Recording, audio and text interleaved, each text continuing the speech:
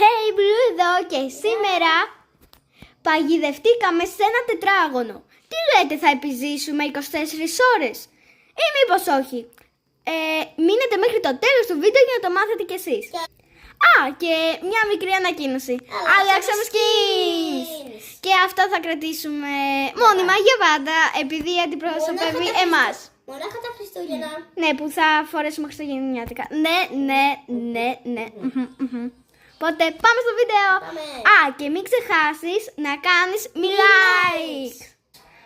Είναι μια τέλεια μέρα. Τέλεια. Χωρίς πλάκα, σήμερα είναι τέλεια μέρα. Ας σηκωθούμε να πάμε καμιά βόλτα στο πάρκο ή κάτι τέτοιο. Εγώ σκάτσω λίγο. Θα σπάω να το δω. Αυτό τι, τέλος πάντων. Αγαπημένο μου. Ένα μικρό προγραμματάκι. Έλα εδώ, πάμε σπίτι. Όπα, sorry. Πάμε σπίτι. Να κάνεις παρέα στο...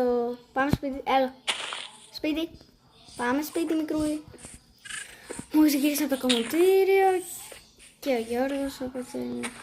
Πάμε, μικρούλη, σπίτι. Αχ, τι ωραία μέρα μόλις γύρισα Πάμε. από το κομμωτήριο. Έχει πάει και μπλου. Έλα, μικρούλη. Έλα, μικρούλη, θα φας σπίτι. Έλα, μικρούλη. Άντε, καλά, πάμε. Έλα, πάμε. Πάμε σπίτι. Έλα, μικρούλη. Πάμε σπίτι. Τι έγινε? Γιατί... Όχι. Κανένα creeper θα γίνει. Θα έρθει. Πρέπει να το φτιάξω.